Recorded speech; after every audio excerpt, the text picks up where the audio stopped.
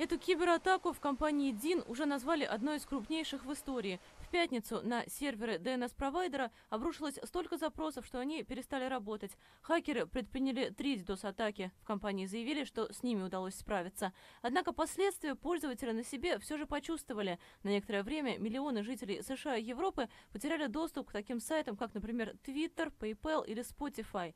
По информации DIN, для атаки хакеры использовали веб-камеры. Их заражали вредоносным кодом под названием Mirai. О том, что такой вирус существует, американское министерство внутренней безопасности предупреждало на прошлой неделе.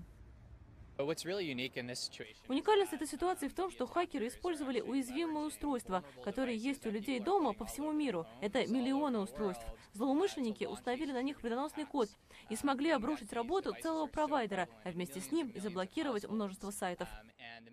В компании DIN заявили, что безопасность устройств вроде веб-камер оставляет желать лучшего и призвали производителей больше уделять ей внимания. По данным компании, никакой важной информации в ходе атаки хакеры, тем не менее, не получили. ФБР уже начало расследование инцидента.